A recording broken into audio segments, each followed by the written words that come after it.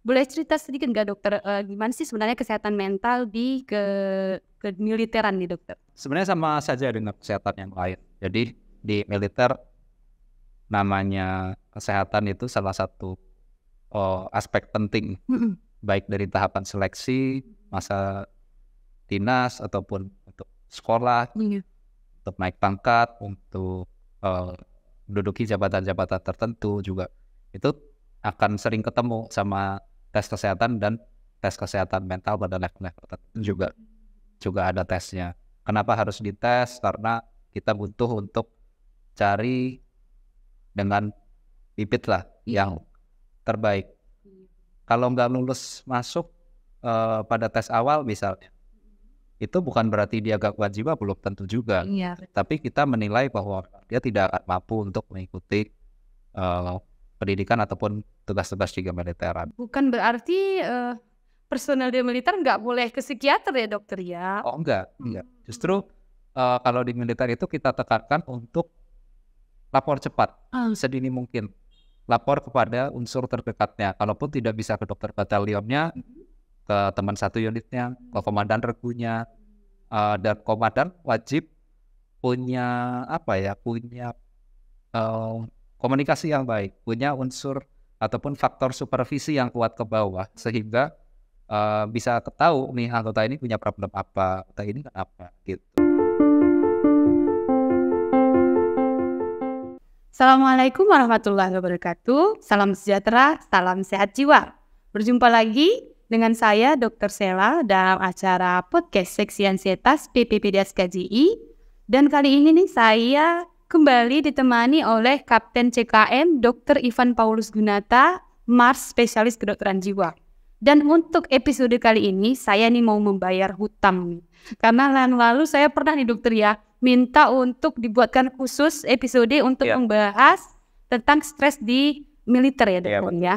Jadi untuk kali ini kebetulan alhamdulillah dokter punya waktu luang untuk kembali kita membicarakan masalah stres dalam militer. Jadi bagaimana supaya tips dan trik supaya yang di militer ini nggak stres mengalami yang namanya kehidupan militer. Jadi untuk kali ini langsung saja kita bahas dengan Dokter Ivan. Ya dok. Jadi dokter, kesempatan kali ini kita bakal membahas cegah stres, tetap tenang selama menjalani tugas militer nih dokter. Tapi sebelum itu saya mau tanya dulu nih masalah personal nih dokter. Boleh dokter ya? Sebelum ini apakah dokter jadi dokter dulu baru dinas militer atau berkarir di militer dulu baru menjadi dokter nih dokter? Oke, kalau untuk dokter militer, waktu saya mendaftar dulu itu lulus dokter dulu. Lulus dokter, sudah punya STR, baru mendaftar jadi tentara. Setelah itu ikut pendidikan, selesai jadi tentara, berdinas dulu beberapa tahun, baru jenjangnya baru setelah itu diajukan untuk sekolah spesialis biasanya.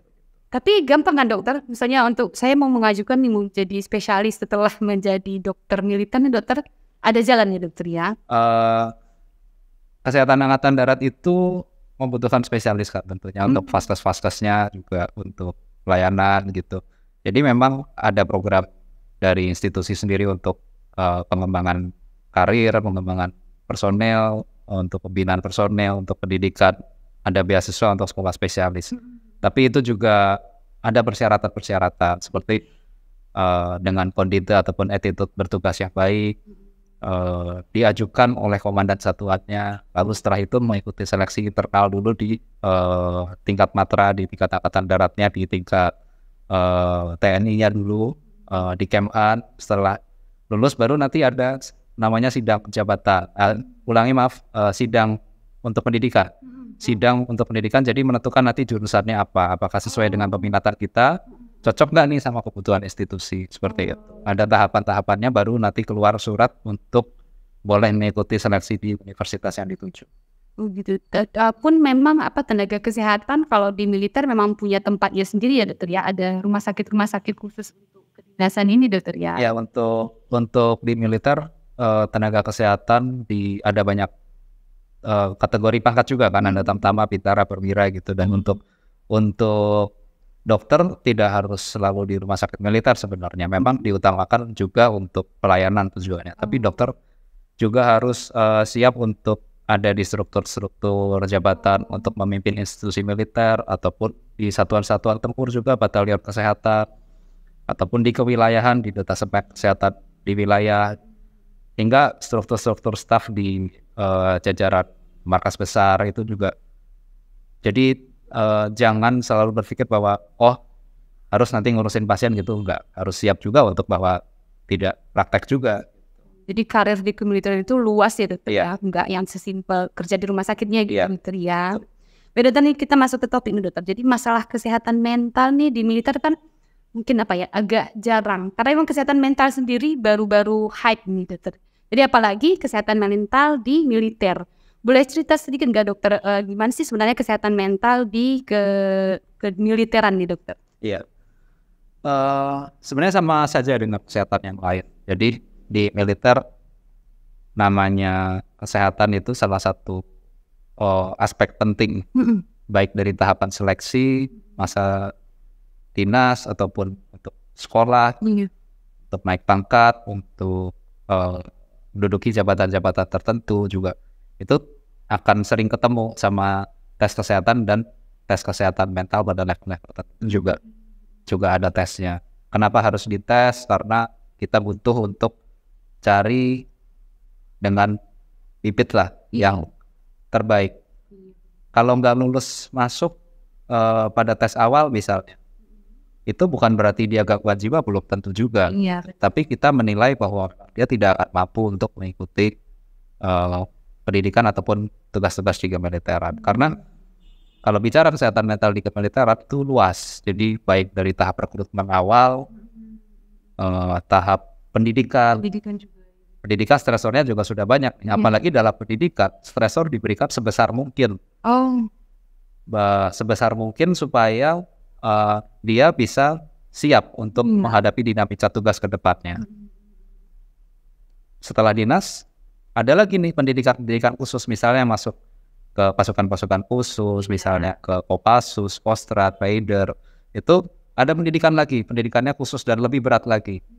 Bahkan pada level-level pendidikan tertentu, kita diberikan stresor, tekanan, beban yang melampaui batas manusia normal. Jadi itu memang perlu ketahanan fisik dan mentalnya juga harus kuat. Nanti setelah berdinas, harian lagi, bukan di pendidikan, stresor juga ada lagi, beda lagi ya. Di tiap level juga berbeda. Ya dalam ritme kerja yang padat misalnya, dalam struktur hierarki yang kuat, perintah yang harus selalu dilaksanakan, beban kerja ataupun perintah yang tidak mudah juga, itu juga jadi stresor. Belum lagi hal-hal lain, misalnya berjauhan dari rumah, berpindah-pindah rumah, terus dan keterbatasan lain yang dialami, itu juga akan jadi stresor juga. Hingga akhirnya ada stresor juga nanti namanya berangkat tugas operasi, bertempur, stresor tinggi lagi. Pulang dari tugas tempur, itu juga ada stresor lagi. Bukan pulang pasti happy, bukan hanya begitu. Tapi ada namanya post combat re-entry. Post combat re-entry itu pulang dari perang, kembali ke kehidupan biasa lagi. Dia perlu penyesuaian lagi. Itu stresor lagi juga buat dia. Gitu. Jadi memang cukup banyak tahapan-tahapan yang membuat prajurit itu mengalami stresor-stresor cukup banyak gitu dok. Jadi memang di militer itu naik turun kehidupannya itu banyak ya dokter ya. Jadi dokter kan tadi dokter sudah singgung sedikit nih dokter. Kan sering sekali militer ini walau mungkin nggak selalu langsung terjun ke pertempuran atau seringnya kita bencana dokter. Sekedar untuk pindah rumah sendiri kan juga merupakan stresor ya dokter ya.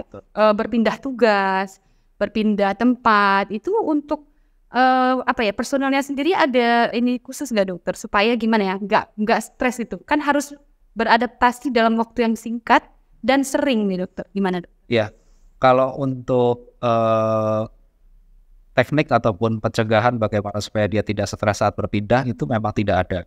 Ya memang mungkin di beberapa satuan kan psikiater militer kan tidak banyak ini. Dokter batalion juga jumlahnya terbatas, walaupun makin kesini makin banyak. tugas-tugas dari unsur-unsur kesehatan inilah yang memberikan edukasi kepada satuan masing-masing, bagaimana supaya nanti dia siap. Itu adalah sosialisasi ataupun hal-hal yang diberikan, edukasi yang diberikan untuk agar prajurit tidak mudah mengalami stres itu memang ada. Tapi kalau secara spesifik saat hanya untuk tentang bagaimana isu tentang pindah rumah gitu, itu memang ya termasuk di dalam situ saja, tidak dikhususkan. Gitu, seperti itu. Dan untuk keluarga sendiri gimana dokter? Ini kan yang mengalami stres kan pada akhirnya kan bukan hanya personil militernya nih dokter, tapi juga apalagi sudah berkeluarga nih dokter ya. Keluarganya pindah, anaknya pindah sekolah gitu. Itu dokter, kalau untuk dari kita psikiater nih dokter, apa yang bisa dibagikan untuk keluarganya juga nih dokter? Iya, memang tour of duty, tour of area ya istilahnya. Berpindah-pindah tempat tugas, berganti-ganti jabatan, itu memang tidak bisa dihindari sebenarnya. Dan otomatis bagi yang berkeluarga dan itu akan memberikan efek karena keluarganya jadi pindah-pindah, istri ikut pindah, anak juga pindah. Tapi kalau pemahaman baik dan keluarga itu cukup solid dan cukup sejahtera, cukup bahagia untuk bisa ikut menikmati kalau pindah-pindah. Ada orang-orang yang memang senang dengan pindah-pindah. Wah, dapat teman baru di sana. Ada juga ya benar ya. Kulineran lagi nih di wilayah baru gitu. Itu juga ada juga yang senang seperti itu. Nah, bagaimana kita mengoptimalkan pada keluarga prajurit untuk bisa menikmati dengan pindah-pindah itu juga perlu. Dan unsur-unsur komandan satuan juga memberikan lingkungan dan kesejahteraan yang nyaman bagi prajurit dan keluarganya itu juga penting. Karena gini, kalau istri ataupun anak tidak dapat beradaptasi, mengalami stres, itu akan jadi beban bagi si prajurit itu sendiri. Gitu. Maka perlu untuk menghindari dan bisa mengatasi dan cepat menyesuaikan diri dengan perpindahan tersebut. Jadi dari awal juga harus diberitahu ya dokter ya konsekuensi kalau misalnya menjadi keluarga dari kemiliteran gitu dokter ya. Dokter selama ini dokter apa ya yang sering dokter jumpai sebagai keluhan dari kalau dari militer sendiri dokter, apa keluhan keluhan mental yang paling sering nih dokter diceritakan? Oke. Variatif ya itu ya. Mungkin kalau yang terkait dengan tugas-tugas operasi tertentu saya nggak bisa bahas ya. Iya benar-benar. Tapi kalau yang untuk keseharian macam-macam, misalnya ada yang kita bahas ini aja luas nih, misalnya gangguan metal organik lah. Ada yang misalnya dia pasca gangguan pernah malaria misalnya. Iya benar. Itu terus sehingga timbul gangguan gejala psikotik bahkan misalnya karena gangguan tersebut tuh bisa karena cedera misalnya, itu juga cedera akhirnya timbul gangguan susulan setelah itu akibat ada sequelae di otaknya misalnya, itu juga bisa. Sering lagi kalau akhir-akhir ini pasca COVID itu anxiety, cocok nih. Jadi kecemasan itu cukup tinggi ya. Rata-rata orang datang bukan dengan bilang dok saya cemas, enggak. Mereka nggak datang bilang dok saya cemas gitu, enggak. Dok saya nggak bisa tidur. Awalnya. Iya, dok saya kok susah konsentrasi ya. Dok saya kok jadi overthinking ya. Itu paling sering sekarang. Apalagi tenaga kesehatan. Tenaga kesehatan sering cukup rentan nih sama anxiety. Apalagi di era-era COVID ini sekarang ini. Itu saat ini yang kalau kasus terbanyaknya ya memang itu anxiety. Jadi yang bukan berarti personel di militer nggak boleh ke psikiater ya dokter ya? Oh enggak. Justru kalau di militer itu kita tekankan untuk lapor cepat sedini mungkin, lapor kepada unsur terdekatnya. Kalaupun tidak bisa ke dokter batalionnya, ke teman satu unitnya, ke komandan regunya, dan komandan wajib punya komunikasi yang baik, punya unsur ataupun faktor supervisi yang kuat ke bawah sehingga bisa ketahui nih anggota ini punya problem apa, anggota ini kenapa gitu.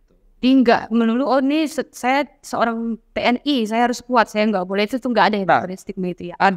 Ada paradigma begitu bahwa kalau tentara nggak boleh sakit. Iya.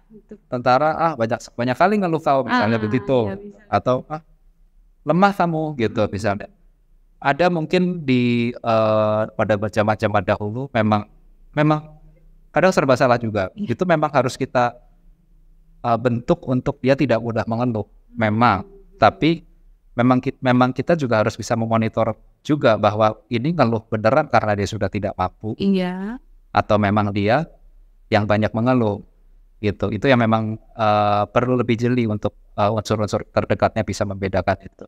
Jadi dokter tadi sering membahas tentang supervisi dari atasan, kemudian ada ada mekanisme kayaknya memang tentara itu kan identik dengan kompak gitu dokter ya, seringnya beregu satu batalion itu memang udah kayak keluarga gitu dokter.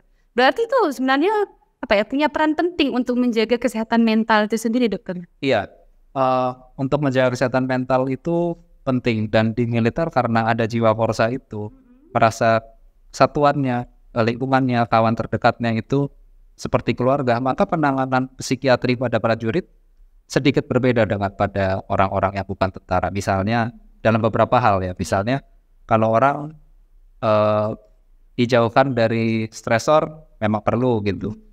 Misalnya pada tentara, cara menjauhkan dari stresornya gimana? Apakah harus di rumah terus? Justru tidak. Enggak. Kalau tentara itu, dia akan banyak lebih happy kalau berada di lingkungan satuannya, di prajuritnya. Selama itu lingkungan yang nyaman buat dia ya. Iya. Selama bukan disitulah stresornya. Gitu. Jadi saya lebih mempersingkat waktu rawat inap di rumah sakit misalnya. Itu segera mungkin dikembalikan ke satuan, walaupun secara bertahap tidak langsung mengikuti kegiatan, tapi pulang dulu ke satuan. Itu kasus-kasus tertentu ya, tidak semua kasus. Itu akan memberikan impact yang lebih baik karena penanganan di militer itu ada namanya biceps, singkatan B-nya itu brevity, kecekatan, gitu. Itu semakin cepat dia dikembalikan ke satuan, ke lingkungannya, itu akan lebih memberikan impact yang bagus untuk beberapa kasus. Memang ada beberapa yang berbeda ya dokter. Iya, kita harus cekatan dalam menangani brevity itu, dan kita juga harus tahu kapan dia harus kembali lagi ke lingkungannya tersebut. Gitu. Jadi memang penting kembali untuk ke kesatuannya gitu ya, karena memang lingkungan itu udah kayak keluarga gitu. Iya. Nah, mungkin dia lebih nyaman kalau langsung kembali ke teman-temannya. Iya, karena itulah dia merasa itulah keluarganya. Di dokter, ini banyak sekali ilmu yang hari ini saya selama ini kan karena saya kan orang luar nih dokter ya kan, jadi kan nggak tahu ternyata di dalam itu banyak sekali, walaupun ini usaha untuk meminimalisir hal-hal yang kita anggap sebagai gangguan mental ini tadi dokter. Jadi nggak semerta-merta langsung udah masuk ya udah gitu dibiarkan, tapi memang ada mekanisme secara keseluruhan sampai ke keluarganya nih dokter. Ya, betul. Dan memang yang tadi dalam biceps itu banyak, kita tidak bahas satu persatu ya, tapi memang unsur seberapa cepat dia kembali ke lingkungannya itu memang hal yang perlu dipertimbangkan. Baik dokter, terima kasih banyak dokter sudah membuka wawasan nih dokter mengenai lebih mengenal dekat aparat nih dokter, karena memang kan jarang sekali nih dibahas tentang kehidupan di dalam dari aparat itu, baik itu TNI ataupun Polri nih dokter. Dan ini juga berarti untuk tenaga medis, tenaga kesehatan yang mau berkarir di dinas ini terbuka lebar ya dokter ya. Iya, karena setiap tahun kan dibuka rekrutmen untuk tenaga kesehatan untuk berdinas di TNI, karena memang kebutuhannya kan juga cukup tinggi. Iya. Itu ya bervariasi lah kuota dan jurusannya memang setiap tahunnya kan disesuaikan dengan kebutuhan dan anggaran biasanya.